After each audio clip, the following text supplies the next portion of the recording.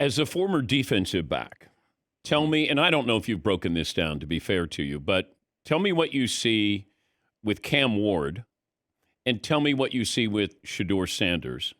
Yeah. And the separation between those two, the biggest differences are what?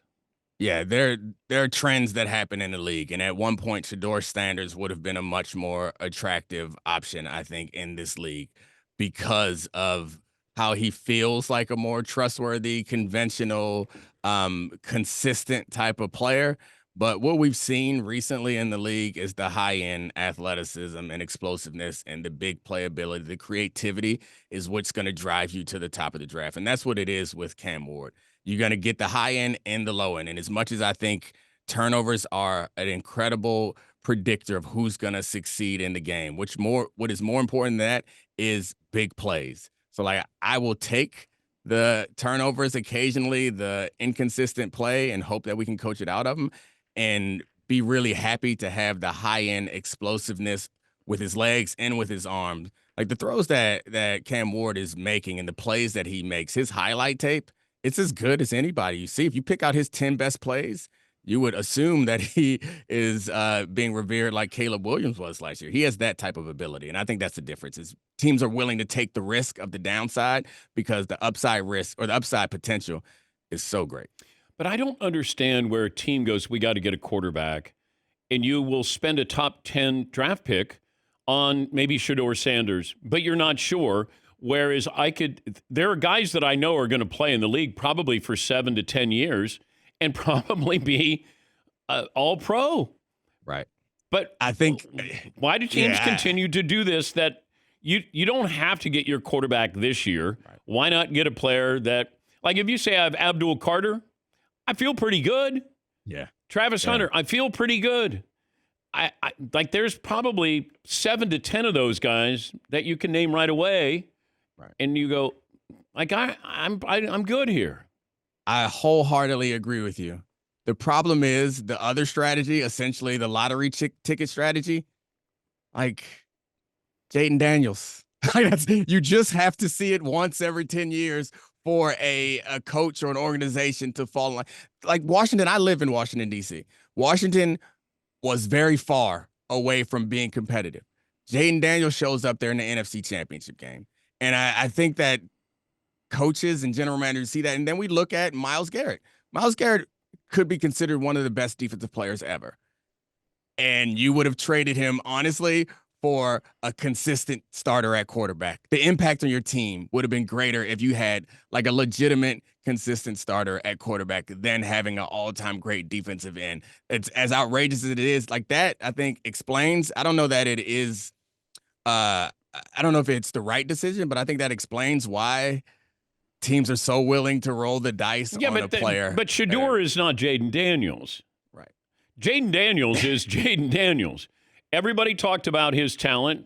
That's why when people are like, Washington's fine, they're going to sit at number 2 because they knew what they had at number 2. And Caleb Williams can turn out to be a great quarterback. Right. That draft was different. I mean, I think, I would push back on you because, like, who's let's say Geno Smith is like a mediocre quarterback. As stupid as it may sound to you, and it does sound to me as I fix my lips to say it, Geno Smith playing mediocre quarterback play will improve your team's success more than someone like Myles Garrett. So, like, I understand that if they get a quarterback that is a legitimate starter, someone that for whom you don't have to shop every year, like you feel like your team, you've added a win and a half maybe to your team. You don't really change the trajectory of your team with certain players. Like it's obviously I wouldn't have kept Myles Garrett. I mean, I got to be honest with my fans. I got to be honest with my team. You know, if you said I got Geno Smith as my quarterback and I get 4 first-round picks or something in the future, as long as you trust management to make good draft picks, that makes better sense for me. Myles Garrett may give you 15 sacks. Great. Mm-hmm. He gave you 15 sacks last year, and you guys were terrible. Like, nothing is going to change with that. You need a quarterback. I'd bring in Kirk Cousins. I'd bring in Kirk Cousins and say, all right, here you go. Give me a 1 or 2 years here. Let's see what we can do elsewhere. But Myles Garrett at $40 million? Right. So we started this as a draft conversation, but now you're arguing that you should take Abdul Carter, I guess, or take a more sure player at a different position and then go sign a veteran quarterback. Yeah. The challenge with that is because quarterbacks are so rare, veteran quarterbacks but I don't want to cost so much money. But I'm reaching, it feels like, with Shedeur Sanders and maybe Cam Ward. Just because you're the best quarterback in the draft doesn't mean you're going to be one of the best quarterbacks. And look, the draft is littered every single year with this philosophy. Yep. And I get it. You want the lottery ticket. Only one person wins the lottery, though, normally. And you're gonna try to win the lottery with Cam Ward going to Tennessee. Well, good luck with that. You're not winning anything anytime soon. I think it's like moral hazard is what it is, essentially. It's like, I think that you are making these decisions that I think optimize for success over the long run. Nobody has the long run. Like, the guys who are making the decisions, they got 3 years. Got 3 years to show some promise. And drafting an all-pro D lineman is not going to show nearly as much promise as finding a quarterback that's serviceable.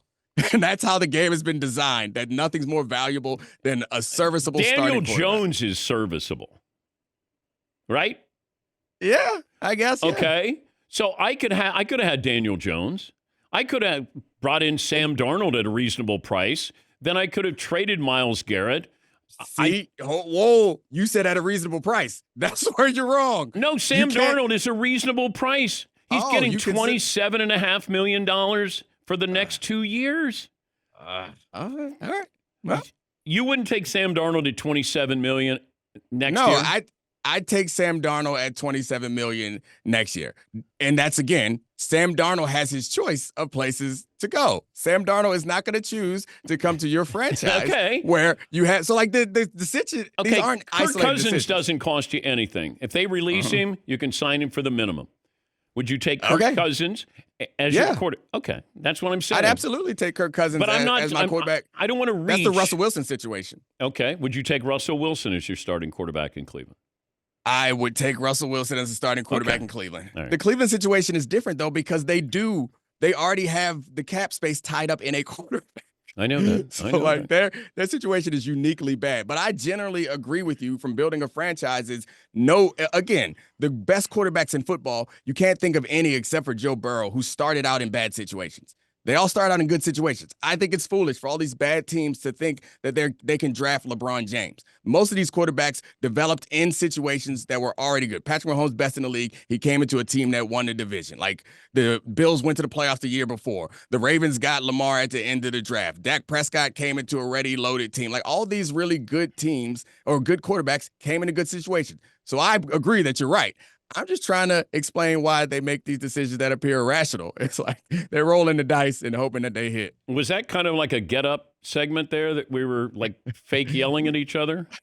I don't know. If you liked it, then but we maybe. didn't. But you know what we didn't do? What did we do? We didn't mention the Cowboys, so it's not a get up segment there. I said Dak. I squeezed Dak. Don't try to get me fired from the worldwide leader. I know my responsibility. I even said they're looking for LeBron James in the draft. Oh, and it's not even a football topic. I know what I'm doing, baby. Yeah, I know what I'm doing. I love it.